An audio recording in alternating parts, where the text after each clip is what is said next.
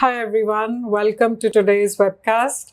I'm Reena Agrawal, Senior Research Economist at Veros. And my name is Eric Fox, Chief Economist at Veros. So Eric and I were exploring the latest housing market data, and we discovered some really interesting trends as you move down the East Coast, but you wouldn't see them if you only looked at the national numbers. So if you look at the big picture, as of February this year, the national month supply of existing homes was at 3.5 months, and this was the same as in January. We did see a slight uptick in the number of homes for sale across the US, and this went up from 1.18 million to 1.24 million. So while this is a move in the right direction, especially as we head into the traditionally busier spring season, it's not a dramatic jump on a national scale. And based on these numbers alone, you could argue that we are in a housing market which is neither favoring buyers nor sellers. Well, that's a really helpful overview of the national picture, Reena, but as you hinted, things get much more interesting when we start to break down those numbers geographically. When we start and zoom in and look at individual states and metropolitan areas, and that's where we see a significant divergence, particularly when you compare the Northeast to the Southeast. And if we start in the Northeast, states like Massachusetts, Connecticut, and Rhode Island are experiencing a much tighter supply of homes.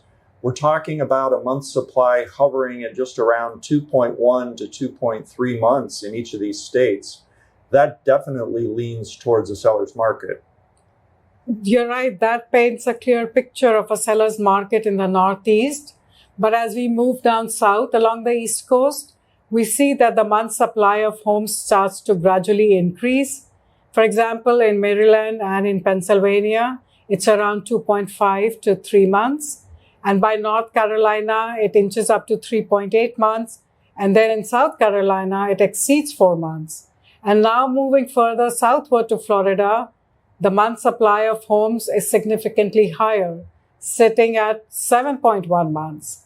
And that paints a much clearer picture of a market that's leaning towards buyers. So we have a clear buyer's market in Florida.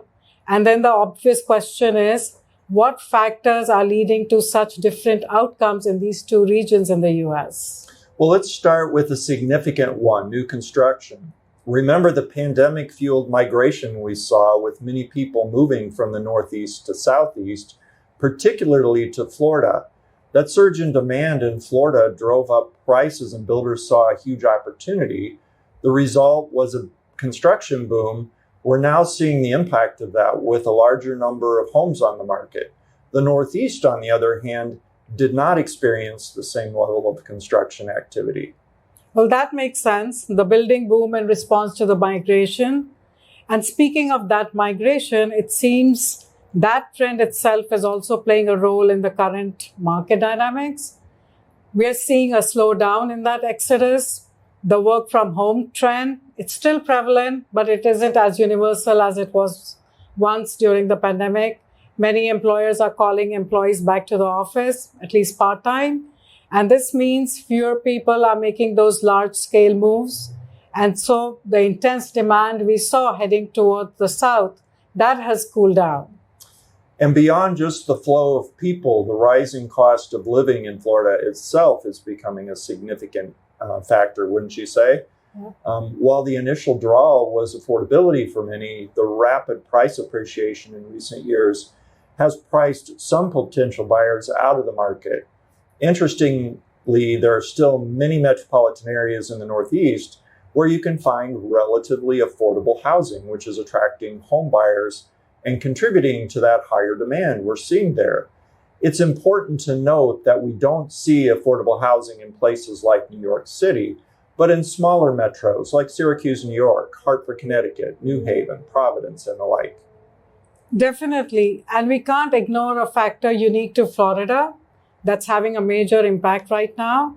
And that's the escalating cost and availability of home insurance. Insurance premiums have skyrocketed in Florida. And in some cases, homeowners are finding it difficult and sometimes even impossible to get that insurance. And since homeowners insurance is a prerequisite to get a mortgage, this is having an impact on affordability and buyers' demand there. So to summarize then, it seems that the national housing market is a bit of an illusion of balance. When we unpack the data, we see these are really distinct region stories emerging, heavily influenced by factors like construction, migration, affordability, and in Florida's case, insurance. That's a great summary, Eric.